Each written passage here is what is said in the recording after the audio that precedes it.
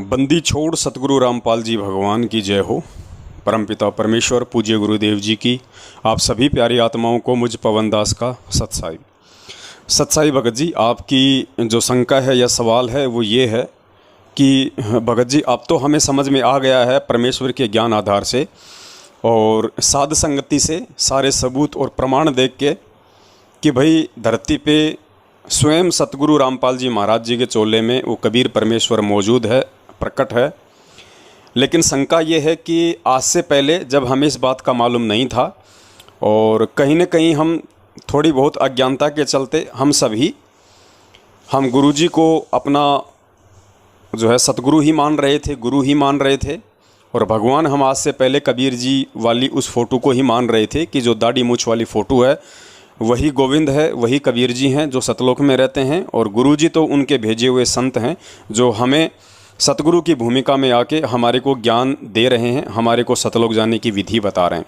तो कहीं ना कहीं हम लोग आज से पहले और ज्ञान को आधार बनाए बिना या पूज्य गुरुदेव जी के सत्संगों को इतनी गहनता से ना सुन पाने और ना समझ पाने के चलते गुरु और गोविंद को हम दो समझ रहे थे।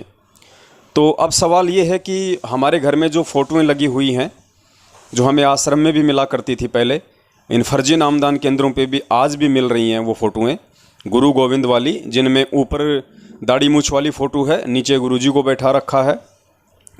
तो अब हमने हमारे घर में या दरबार में उस तरह की जो फ़ोटोएँ लगा रखी हैं, तो अब हम उन फ़ोटोओं का क्या करें?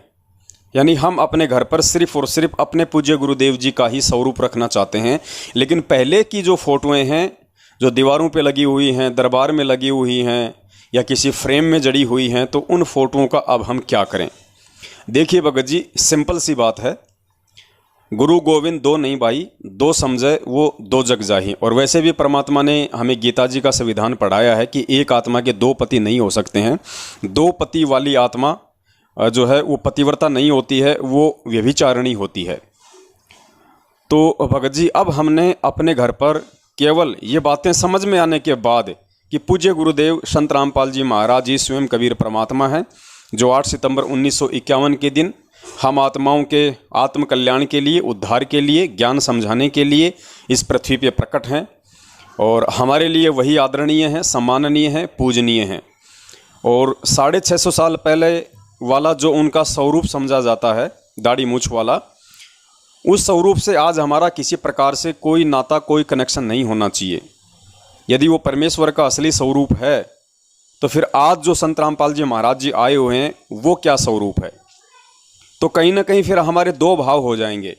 और गुरुजी कहते हैं कि एक म्यान में दो तलवार नहीं आ सकती किसी भी तरीके से, एक म्यान में एक ही तलवार आ सकती है। तो भगत जी वो जो फ़ोटो है, अब ज्ञान आधार से हमने उस फ़ोटो को अपने घर से हटा देना है। हटाने का मतलब है दो प्रकार से होता है। यदि आपको ज्ञान आधार से समझ में आ गया कि गुरुजी ही परमात्मा है, गुरुजी ही कबीर हैं, उन्हीं से हमारा मोक्ष होना है, उन्हीं से हमारी सारी इच्छाओं की पूर्ति होनी है, तो हमने अपने दिलो दिमाग में, अपने अंदर, अपनी अंतरात्मा में केवल अपने पूज्य गुरुदेव वाले स्वरूप को ही बैठा लेना है। और जब हम अपने पूज्य गुरुदेव के स्वरूप को परमेश्वर मान के अपने हृदय में बैठा लेंगे, तो उसके बाद भगत जी भले ही आपकी दीवारों पे जो फ़ोटोएँ लगी हुई हैं दाढ़ी मूछ वाली वो लगी रहें, उनसे फिर कोई दिक्कत नहीं है।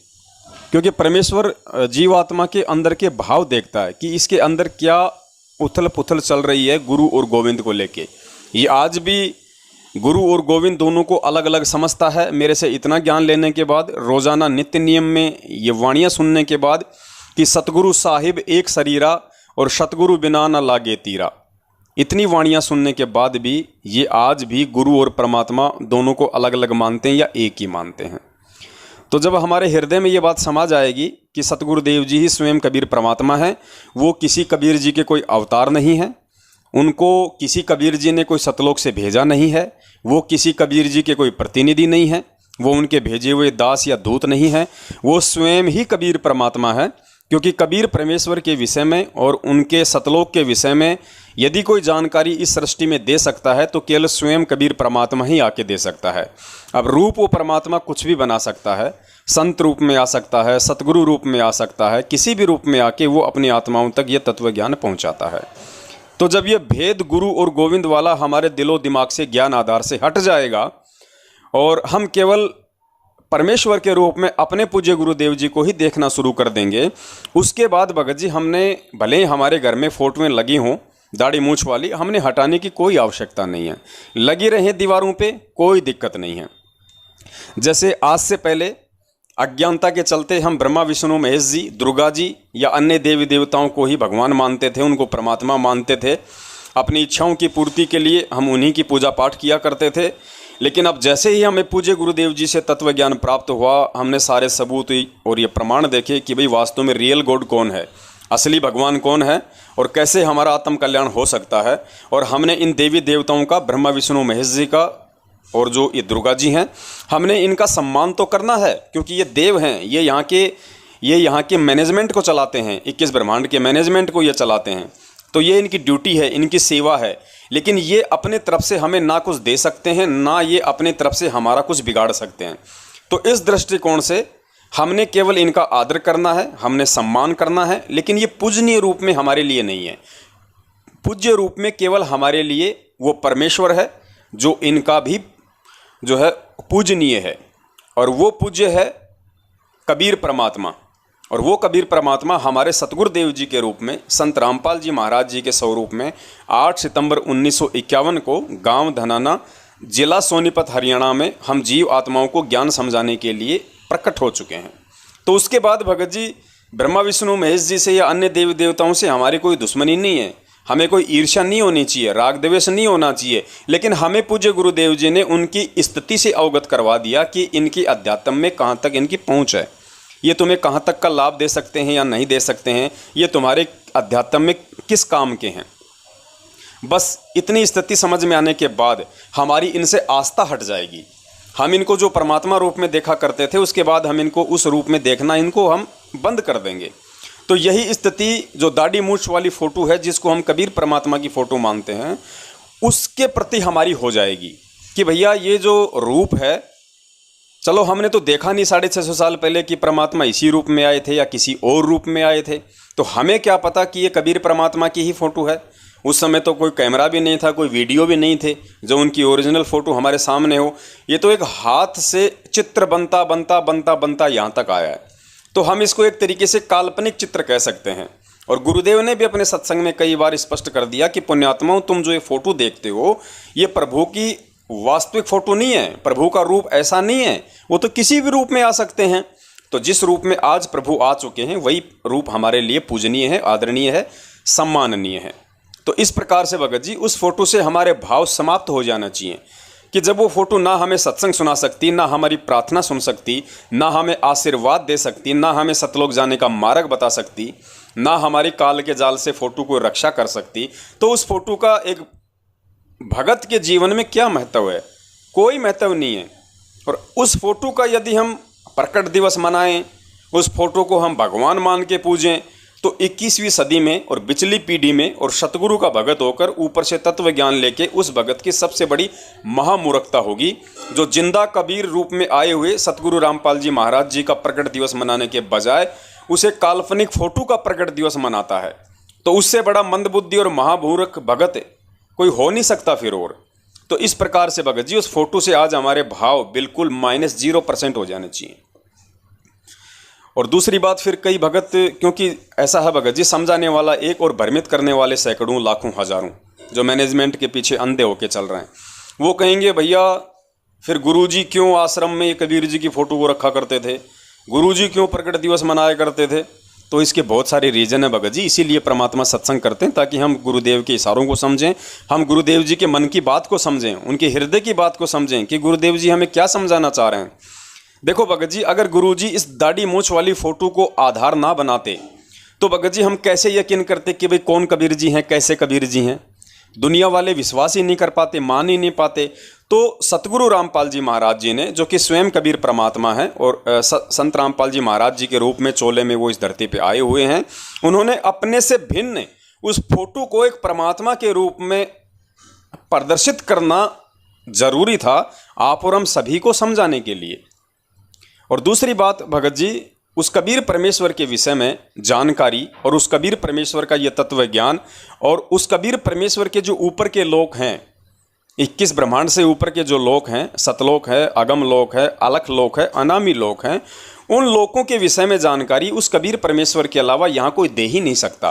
क्योंकि यहाँ के जो जीव हैं उनकी बुद्धि इस 21 ब्रह्मांड में जितने भी प्राणी हैं, जितने भी जीव हैं मानव शरीरधारी, उनकी बुद्धि 21 ब्रह्मांड से बाहर है ही नहीं। उनकी सोच वहाँ तक जा ही नहीं सकती। तो 21 ब्रह्मांडों से बाहर जो और ब्रह्मांड हैं, जो और लोक हैं, जिसमें परमेश्वर का लोक आता है, सतलोक आता है, वहाँ की कैसी सृष्टि है, वहाँ पे क्या सुख हैं, तो इन सब की जानकारी हमें कौन दे सकता भगत जी? जब 21 ब्रह्मांड के प्राणियों को जानकारी है नहीं, काल भगवान ये जानकारी जानबूझ के देगा नहीं, तो फिर वो जानकारी देगा कौन आके? तो ये तो स्वयं सिद्ध है भगत जी, वो परमेश्वर स्वयं ही संत रूप में, सतगुरु रूप में यहाँ पे आके अपने द्वारा रची गई सृष्टि की जानकारी ठीक ठीक प्रकार से देते हैं। फिर गुरुदेव ने अनेक सत्संगों में जिक्र किया कि वो परमात्मा खुद ही सतगुरु की भूमिका करता है, खुद ही तत्वदर्शी संत की भूमिका करता है, और परमात्मा तो वो है ही है। तो इस प्रकार से भगत जी अब हमने इन चीज़ों को समझना है कि सतगुरुदेव जी के द्वारा इस दाढ़ी मूंछ वाली फ़ोटो को कबीर जी के रूप में पेश करना ज़रूरी भी था और उनकी मजबूरी भी था। जैसे गुरु जी ने सत्संगों में बताया कि एक जिला कलेक्टर जो सादा वर्दी में रहता है, सिविल ड्रेस में रहता है, और वो किसी गांव में जाके कहे कि भाई मैं तुम्हारा जिला कलेक्टर हूं, तो भगत जी उसकी बात को कोई नहीं मानेगा। उसको वो तवज्जो, वो आदर सम्मान नहीं दिया जाएगा जो एक जिला कलेक्टर को लोगों के द्वारा दिया जाना चाहिए। और वही जिला कलेक्टर यदि एक पुलिस वाले को साथ में लेके किसी गाँव में जाए और गाड़ी से पहले पुलिस वाला कांख में डाल के बंदूक और नीचे उतर के कहे कि भाई गाड़ी में जिला कलेक्टर साहब हैं, डीसी साहब हैं गाड़ी में, तो वही गांव वाले उस पुलिस वाले की बात पे तुरंत यकीन कर लेंगे और तुरंत वहाँ पे चेयर लाएंगे, ठंडा पानी लेके आएंगे, कैंपा कोला लेके आएंगे, उसकी बात पे यकीन कर लेंगे। लेकिन वो खुद आके अगर कहे अकेला कि मैं कबीर परमात्मा, कि भाई मैं डीसी हूँ, कोई यकीन नहीं करेगा। तो ठीक इसी प्रकार से उस कबीर परमेश्वर ने भगत जी एक पुलिस वाले की भूमिका करनी पड़ती है, एक संत की भूमिका करनी पड़ती है, एक सतगुरु की भूमिका करनी पड़ती है। यानी अपनी जानकारी स्वयं उस कबीर परमात्मा ने दूसरा रूप बना के देनी पड़ती है हम अज्ञानी जीवों को समझाने के लिए। तो इस प्रकार से भगत जी ये कबीर जी की फ़ोटो को भगवान के रूप में पेश करना ये उस परमात्मा के लिए ज़रूरी था और ये उनकी मजबूरी भी थी। लेकिन भगत जी अब हम उस परमेश्वर के सीधे संपर्क में हैं और ये ज़रूरी था या ये मजबूरी था। अब उस परमेश्वर के 27-28 वर्षों की मेहनत के चलते, क्योंकि 94 से गुरुजी सत्संग कर रहे हैं, तो अब हमने समझ में आ जाना चाहिए, अब हमने इन चीज़ों को जो है अच्छे से समझ लेना चाहिए कि वास्तव में असली माजरा क्या है। गुरुजी क्यों इस फोटो को कबीर जी की फ़ोटो बना के पेश कर रहे थे, क्यों स्वयं वो कबीर होते हुए इस फोटो को कबीर भगवान बता रहे थे। भगत लोग आश्रम में इस फोटो का प्रकट दिवस मना रहे थे, गुरुजी क्यों मना नहीं कर रहे थे? अरे गुरुजी क्यों मना करेंगे भगत जी? अगर आप अपने गुरु को ही कबीर नहीं मानोगे, आप अपने गुरु को परमात्मा नहीं मानोगे, जब तक आप अपने गुरु को प्रकट हुआ मानकर उनका प्रकट दिवस नहीं मनाओगे, तो गुरु क्या करेगा भगत जी बताइए?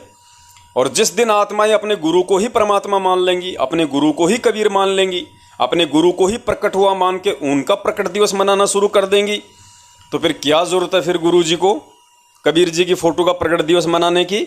तो गुरु जी इसी दिन का तो इंतजार कर रहे हैं भगत जी, इसी बात का तो गुरुजी इंतजार कर रहे हैं कि कब मेरे बच्चे मेरे से प्राप्त इस ज्ञान को समझें और इस ज्ञान को आधार बना के फिर कब वो बच्चे मुझ सतगुरु रूप में आए हुए कबीर परमात्मा को समझें और कब वो बच्चे मुझे प्रकट हुआ मानकर मेरा प्रकट दिवस मनाएं, ताकि मेरा काम आसान हो जाए और उसके बाद मैं इन बच्चों को फिर सतलोक भेज सकूं। क्योंकि परमात्मा की वाणी है कि गुरु गोविंद दो नहीं भाई, दो समझे वो दो जग जाही। और गुरुजी भी अनेक बार सत्संगों में कहते हैं कि आपने गुरु को भगवान मानना पड़ेगा। अब बताओ यदि गुरु भगवान नहीं है तो गुरु को भगवान मान कैसे लेंगे भगत जी? गुरुजी हमें किसी नकली वस्तु को असली मानने का आदेश देंगे क्या? अगर गुरुजी ये बात कह रहे हैं कि भाई मुझ रामपाल दास को आपने परमात्मा मानना पड़ेगा वरना आप फेल हो जाओगे, आप त्रिकुटी पे, आप सतलोक नहीं जा पाओगे गुरु को परमात्मा माने बिना, तो गुरुजी खुद परमात्मा है तो ही गुरुजी कहेंगे कि आपने मुझे परमात्मा मानना पड़ेगा। वो स्पष्ट रूप से सीधे साधे शब्दों में हमें नहीं कहेंगे कि मैं ही कबीर परमात्मा हूँ, क्योंकि परमात्मा 3 प्रकार की भूमिकाएं कर रहे हैं यहाँ पे। परमात्मा एक आम मानुष की भूमिका भी कर रहे हैं, परमात्मा एक सुयोग्य भगत की भूमिका भी कर रहे हैं और परमात्मा एक सतगुरु की भूमिका भी कर रहे हैं। तो परमेश्वर को अपना वचन याद रहता है। परमेश्वर जो लीला करता है उसको बेजोड़ तरीके से करता है, उसमें किसी प्रकार की कोई त्रुटि परमात्मा नहीं छोड़ता है। जिस प्रकार बॉलीवुड का कोई एक्टर है, अमिताभ बच्चन है, सलमान खान है, कोई भी है, और वो यदि किसी फिल्म में यदि कोई भिखारी का रोल करता है, उसको यदि कोई भिखारी का रोल दिया जाता है, तो भगत जी वो उस भिखारी वाले रोल में अपनी पूरी जान डाल देता है, इसलिए कि मुझे इस भिखारी के रोल के लिए एक मोटा मेहनताना मिला है और मेरी वजह से अगर ये फिल्म अगर पिट गई तो फिल्म बनाने वाले प्रोड्यूसर का लाखों करोड़ों का नुकसान हो जाएगा। तो भगत जी वो एक नकली एक्टिंग करने वाला फिल्मी एक्टर भी उस भिखारी वाले रोल में, वो अरबोंपति होने के बाद भी वो भिखारी वाले रोल में जी जान डाल देता है। 3 घंटे तक जब आदमी फिल्म देखता है तो वो उसकी दयनीय हालत देख के, उसकी भिखारी वाली हालत देख के, उसकी भूखमरी वाली हालत देख के, उसके फटे पुराने जो कपड़े हैं उनको देख के आदमी आत्मविभोर हो जाता है, आंखों से आंसू टपकने लगते हैं और भूल जाता है कि जिस व्यक्ति को मैं सिनेमा घर में बैठ के भिखारी के रोल में देख रहा हूं, मैं तो यहाँ पे 300 रुपये खर्च करके अपनी नादानी के चलते मूर्ख बन रहा हूँ। उस आदमी को मैं भिखारी के रूप में देख रहा हूँ कि देख बेचारा कितना गरीब है, हे भगवान इसके तो जूते भी फटे पड़े हैं, ओ हो। और हम तो उधर ये बातें कर रहे हैं और वही आदमी बॉम्बे में किसी 5 स्टार होटल में बैठ के अपनी गर्लफ्रेंड के साथ में स्विमिंग पूल में पार्टियां कर रहा है, BMW और मर्सिडीज गाड़ियों में घूम रहा है। तो भगत जी मूर्ख कौन बना? जनता बनी। तो इसी प्रकार भगत जी जब एक 2 कौड़ी का जीव एक नकली एक्टिंग के जरिए और ऐसी एक्टिंग वो कर सकता है, तो सोचो ये तो परमात्मा है, सबसे बड़ा एक्टर है। सतगुरु से बड़ा एक्टर कौन है? ये तो भगलीगर है, जादूगर है। और ये जो एक्टिंग करेगा तो कौन माई का लाल है जो उस चीज को मतलब समझ जाए। तो 8 सितंबर 1951 में परमात्मा धरती पे प्रकट हुए और 17 फरवरी 1988 को परमात्मा एक भगत के रोल में आए, क्योंकि 17 फरवरी 1988 को परमात्मा ने स्वामी रामदेवानंद जी महाराज जी को अपना मुंह बोला गुरु बनाया। जिस प्रकार से काशी में 650 साल पहले कबीर परमात्मा ने रामानंद जी को अपना मुंह बोला गुरु बनाया, गुरु शिष्य परंपरा को यथावत रखने के लिए। तो 8 सितंबर 1951 से 17 फरवरी 1988 के बीच का जो समय था, जब तक परमेश्वर ने नाम दीक्षा नहीं ली थी अपने मुंह बोले गुरु से, तब तक उनका एक आम व्यक्ति का जीवन था, एक मानुष का जीवन था, आप और हमारी तरह। तो परमेश्वर ने उस लीला को वैसे ही किया, कोई नहीं समझ पाया। परमेश्वर ने 1% भी अपने आप को उस आम मानुष से भिन्न साबित नहीं किया। और 17 फरवरी 1988 से जब 1994 तक वो एक भगत की भूमिका में रहे और 1994 से जब उनको नाम दीक्षा देने का आदेश प्राप्त हुआ लीलामय तरीके से, तो 1994 से आज तक वो परमात्मा सतगुरु की भूमिका में है और साहेब की भूमिका में भगत जी वो गुप्त रूप से है। अब वो परमात्मा साहेब है या नहीं है, साहेब की भूमिका में है या नहीं है, इस बात को अब उनके द्वारा दिए गए ज्ञान आधार से आप और हमने समझना पड़ेगा। क्योंकि हम रोज नित्य नियम में पढ़ते हैं कि साहेब से सतगुरु भय और सतगुरु से भय संत और धर धर वेख विशाल अंग, वो खेल है आदि और अंत। दूसरी वाणी में परमात्मा कहते हैं कि साहेब से सतगुरु भय और सतगुरु से भय साध, ये तीनों अंग एक हैं, गति कुछ अगम अगाध। तो परमात्मा की जो 8 सितंबर 1951 से 17 फरवरी 1988 तक जो मानुष की भूमिका थी, 17 फरवरी 1988 से 1994 तक जो भगत की भूमिका थी और सन 1994 से आज तक जो सतगुरु की भूमिका है, तो ये तीनों अंग एक हैं, गति कुछ अगम अगाध। उन लीलाओं में, उस एक्टिंग में थोड़ा बहुत अंतर है, बाकी वो परमात्मा एक ही है, वो साहिब एक ही है, महापुरुष एक ही है। तो इस प्रकार गुरुजी तो इस प्रकार से भगत जी जब हम अपने सतगुरु देव जी को पहचान के उन्हीं के द्वारा दी गई इस बुद्धि से, उनके द्वारा दिए गए तत्व ज्ञान आधार से उन्हें पहचान कर जब हम उन्हें प्रकट हुआ परमात्मा मान के उनका प्रकट दिवस मनाने लग जाएंगे 8 सितंबर के दिन, तो भगत जी उस परमात्मा को फिर आगे आने वाले दिनों में क्या आवश्यकता है उस काल्पनिक फोटो का प्रकट दिवस मनाने की। तो ये तो भगत जी परमात्मा ने तब तक किया है, तब तक ही परमात्मा ये करेंगे जब तक उन्हें कोई परमात्मा के रूप में नहीं देखेगा। अब कोई तो खड़ा होगा ना भगत जी, अरे कोई परमात्मा किसी को तो निमित्त बनाएंगे ना अपने आप को परमात्मा साबित करने के लिए। ये सारे फिर ऐसे लकीर पीटते रहेंगे, गुरु जी को गुरु जी मानते रहेंगे, उस फोटो को भगवान मानते रहेंगे और अपना जीवन भाड़ में झोंकते रहेंगे। परमात्मा कहते हैं गुरु गोविंद दो नहीं भाई, और जो दो समझेगा वो नरक में जाई, दोजक में जाई। अब बताओ, तो हमने एक समझना पड़ेगा ना। और एक समझने की प्रक्रिया अब परमात्मा ने अपने सत्सेवक बच्चों के माध्यम से शुरू करवा दी है। और आने वाले दिनों में भगत जी सारी दुनिया उन्हें परमात्मा मानेगी, क्योंकि अब परमेश्वर वो काम करेंगे जो परमात्मा ही किया करता है। कर तो 1994 से परमात्मा वही सब कुछ काम रहे हैं जो परमेश्वर ही कर सकता है, लेकिन अज्ञानता के चलते, सत्संगों को ना समझ पाने के चलते हम उन्हें परमात्मा रूप में नहीं देख पा रहे। ये आप और हम सभी की एक कमजोरी थी। तो इस प्रकार से भगत जी अब हमने वो गलतियां नहीं करनी है जो गलतियां हम उस परमात्मा को ना पहचान के 650 साल पहले कर गए, जो गलतियां 1994 से आज तक हमारे जो बड़े भाई हैं वो कर रहे हैं और मैनेजमेंट के पीछे लग के अंधे होके अपना जीवन जो है बर्बादी की तरफ लेके जा रहे हैं। तो अब हमने वो गलतियां नहीं करनी है। अब हमने अपने हृदय में अपने परमपिता परमेश्वर सतगुरु रामपाल जी महाराज जी के ही स्वरूप को बैठाना है। उसी रूप में हमने उनकी पूजा करनी है, उनकी आराधना करनी है। उसी रूप में हमने उनके आदेशों को मानना है। जो दाढ़ी मूछ वाली फ़ोटो है भगत जी, एक सतगुरु भगत के जीवन में उस फोटो का वर्तमान में कोई महत्व नहीं है। और यदि कोई उस फोटो को महत्व देता है तो निश्चित तौर पे भगत जी वो ठगा जाएगा, वो त्रिकुटी पे ठगा जाएगा, क्योंकि काल भगवान ने उस दाढ़ी मूछ वाली फोटो का रूप बनाने का वरदान परमात्मा से मांगा हुआ है। जब परमेश्वर जोगजीत रूप में आए थे प्रथम बार और काल भगवान से भेंट हुई थी, तो काल भगवान ने वो रूप मांग रखा है जोगजीत वाला, और जोगजीत वाले रूप में ही परमात्मा आज से पहले सतगुरु रूप में आए हैं, भूमिकाएं की हैं। तो उस रूप में हम ठगे जा सकते हैं। काल हमें वो दाढ़ी मूछ वाला रूप बना के ठगेगा और बहुत सारी आत्माओं को ठगा भी है। तो अब हमने ध्यान रखना है, ये बातें सभी के समझ में नहीं आएंगी, लेकिन जो सतगुरु प्रेमी आत्माएं होंगी, जो परमात्मा की पिछले जन्म जन्मांतरों की अच्छी सुकर्मी हंस आत्माएं होंगी, उनके हृदय में ये बात समा जाएंगी और वो अपने गुरु को ही परमात्मा मान के अपना जीवन सफल बनाएंगी। तो इस प्रकार से भगत जी, अगर आपने हृदय से, अंतर आत्मा से, ज्ञान आधार से पूज्य गुरुदेव संत रामपाल जी महाराज जी को ही कबीर परमात्मा मान लिया है, उनको प्रकट हुआ मान लिया है, उनके अलावा सृष्टि में अन्य कोई पुरुष, कोई परमात्मा, कोई महापुरुष, कोई संत नहीं है, तो भले ही आपके घर में दाढ़ी मूछ वाली फोटो लगी रहे, हमें उससे कोई दिक्कत नहीं है। क्योंकि हमारे भाव, हमारी श्रद्धा, हमारी लगन, हमारा समर्पण हमारे पूज्य गुरुदेव जी के प्रति है। और फिर भी यदि आप उस फोटो को हटाना चाहते हैं तो आप उसको हटा सकते हैं, कोई दिक्कत नहीं है। आप उस दाढ़ी मूछ वाली फोटो को गोल मोल करके और आप घी के साथ में आप उसको सवा कर सकते हैं, या आप उनको एक जगह समेट के आप उनको कहीं सुरक्षित स्थान पे आप उनको रख भी सकते हैं। ये दोनों ऑप्शन आपके पास में है। और सतगुरु भगत हो तो अपने घर पे केवल अपने सतगुरु की ही फोटो लगाओ, अपने सतगुरु की ही आप जो है अपनी जो फोटो है हमें उसकी पूजा पाठ करनी है, हमें उसी के सामने बैठ के आरती करनी है, मंत्र करने हैं, सुमरण करना है।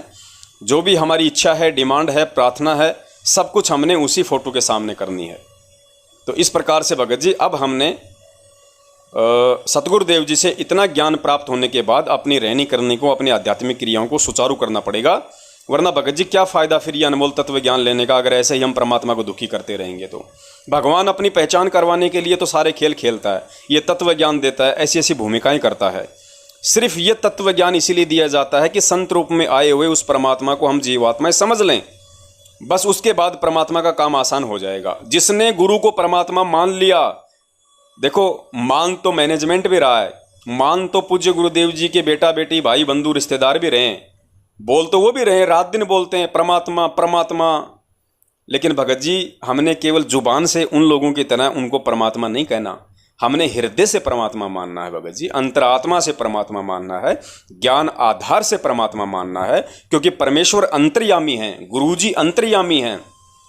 बाहर से हम चाहे कितने ही वचन बोलते रहें, अगर अंदर से हमने जगह नहीं बनाई तो भगत जी परमात्मा हमें रिजेक्ट कर देगा। तो इन बातों का हमने ध्यान रखना है। सत साहिब जय हो बंदी छोड़ की, बंदी छोड़ सतगुरु रामपाल जी भगवान की जय हो। सत साहिब। मस्तक लाग रही मारे गुरु चरणा की दूर, मस्तक मारे गुरु चरणा की दूर, मस्तक जब ये धूल चढ़ी मस्तक पे, जब ये धूल दूर जा हो गई दूर मारे गुरु चरणा की दूर ईड़ा पिंगला दम